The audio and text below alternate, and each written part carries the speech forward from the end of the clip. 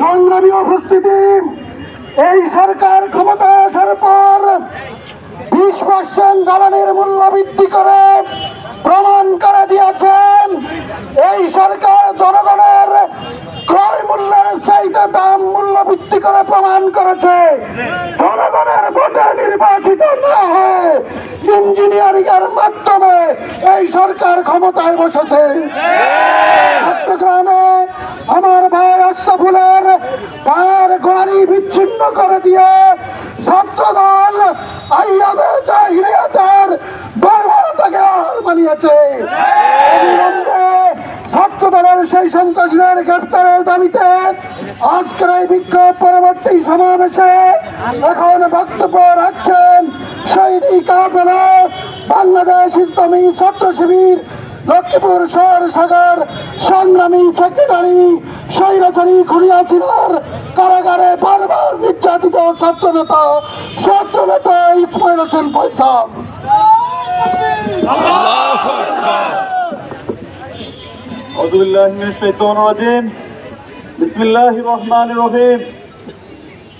সারা দেশে ছাত্র দলের সন্ত্রাসী কার্যক্রম, জ্বালানি তেল গ্যাসের মূল্য বৃদ্ধির প্রতিবাদে আজকের এই বিক্ষোভ পরবর্তী সমাবেশে সংগ্রামী ছাত্র জনতা, আসসালামু আলাইকুম রহমতুল্লাহ।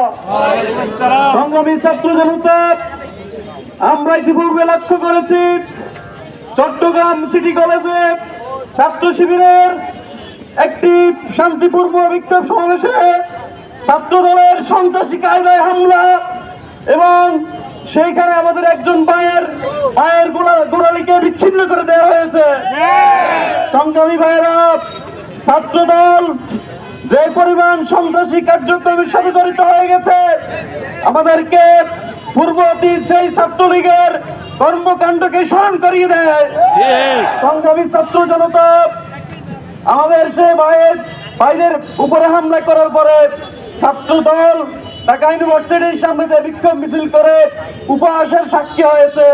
আমরা দেখতে পাই শহীদ আবরারকে যখন হত্যা করে ছাত্র দল সেই শহীদ আবরারের পক্ষে মিছিল করে, আর আমরা আজকে দেখতে পাই ছাত্র দল ছাত্র শিবিরের উপরে হামলা করে তারা নিজের আবার সেই মিছিল করে। সম্মানিত ভাইরা, এ কারণে ছাত্র দল যে পরিমাণ হত্যা নির্যাতন করতেছে, আপনারা জানেন তেজগাঁও কলেজে সাকিবুর রহমান রানা নামে একজন ভাইকে হত্যা করার মধ্য দিয়ে ছাত্রদল প্রতিষ্ঠানে সন্ত্রাস সৃষ্টি করেছে। সম্মানিত ভাইরা, আমরা আগামী দিনে ছাত্র দলের এই সন্ত্রাসী কার্যক্রম যদি বন্ধ না করা হয়, ছাত্র জনতাকে সাথে নিয়ে আমরা তাদের বিরুদ্ধে দুর্বার আন্দোলন করে তুলব ইনশাআল্লাহ। সরকারে বলতে চাই, আপনারা আপনাদের এই সন্ত্রাসী সংগঠন ছাত্র দলের লাগাম টেনে ধরুন। যদি তাদের সন্ত্রাসী কার্যক্রম বন্ধ করতে না পারেন, আবার একটি জুলাই নেমে আসবে, আর সেই জুলাই শহীদ ওয়াসিম মোত্তাব শহীদ আপনারা যেভাবে জীবন দিয়েছে, হাজার হাজার সাধারণ ছাত্ররা সন্ত্রাসী কার্যক্রমে নিক্ষিপ্ত করার জন্য সেভাবে জীবন দেবে ইনশাআল্লাহ।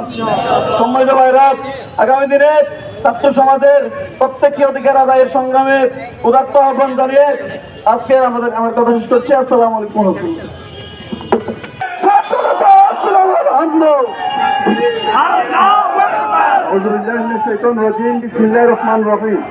বাংলাদেশ ইসলামী ছাত্র শিবির লক্ষ্মীপুর শহর আজকের বিক্ষোভ মিছিল উপস্থিত সংগ্রামী নেতৃবৃন্দ, উপস্থিত সংগ্রামী ছাত্র সমাজ, আসসালামু আলাইকুম রহমতুল্লাহ। সংগ্রামী উপস্থিতি, আমাদের বাইরে কথা বলেছেন, আমরা জনদুর্ভোগ সৃষ্টি হচ্ছে দেখতে পাচ্ছি। আমরা খুব দ্রুত সময় কথা শেষ করবে। তবে আমরা দেখতে পাচ্ছি নির্বাচনের পূর্ব মুহূর্তে বিএনপির একটা স্লোগান ছিল সবার আগে বাংলাদেশ, কিন্তু বর্তমানে আমরা দেখতে পাচ্ছি আমাদের ঢাকা ইউনিভার্সিটি সহ কয়েকটা বিশ্ববিদ্যালয়ে বিসি নিয়োগ হয়েছে। সেখানে যে বিসি তার নিয়োগ হয়েছে তাদেরকে পুরাই বিএনপির দলীয়করণ ভাবে নিয়োগ দেওয়া হয়েছে। এখানে বলা যাচ্ছে সবার আগে বাংলাদেশ নয়, সবার আগে বিএনপি। নিতে পারে না। উপস্থিতি পাশাপাশি বলে দিতে চাই, আইন শৃঙ্খলার খুবই অবনতি হচ্ছে। একই দিনে 7টি খুন নওগাঁ এবং কক্সবাজারে। আমরা আইন শৃঙ্খলা বলে দিতে চাই, দ্রুত সময় আপনারা আপনাদের জায়গা থেকে সতর্কতার সহিত দায়িত্ব পালন করুন। আর নয়তো বা জুলাই পরবর্তী সময়ে আপনাদেরকে যেরকম আমরা নারা দিয়ে রাখছি, এরকম আমরা রাষ্ট্রের সকল থানা পাহারা দিয়ে রাখছি। ভবিষ্যতে যদি আবারও ছাত্র জনতা পাহারা দিয়ে ছাত্রদেরকে রাখতে, দেশের মানুষকে রাখতে হয়, আমরা আবার পাহারা নামবো ইনশাআল্লাহ। পাশাপাশি সম্মানিত উপস্থিতি আমরা বলে দিতে চাই যে ছাত্র দল যে সন্ত্রাসী কার্যক্রম শুরু করেছে, ছাত্র দল আমাদেরকে গুপ্ত বলে সম্বোধন করে।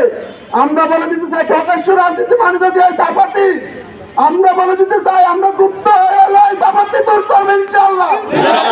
পাশাপাশি বলে দিতে চাই প্রতিষ্ঠানের অস্ত্র নয়, কলমের প্রতিযোগিতা হবে।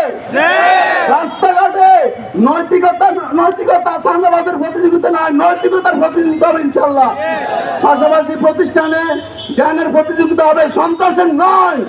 ছাত্র শিবির আগামী দিনে সাধারণ ছাত্রের ম্যান্ডেট বুঝে আগামী দিনে যে সমস্ত কর্মসূচি দেবে সবাইকে অংশগ্রহণের উদ্যোক্তা আহ্বান জানিয়ে আজকের কর্মসূচি এখানে শেষ করছি। প্রশাসন এবং সাংবাদিক ভাইদেরকে ধন্যবাদ জানিয়ে আমরা আজকের কর্মসূচি এখানে শেষ করছি। আসসালামু আলাইকুম ওয়া রাহমাতুল্লাহ।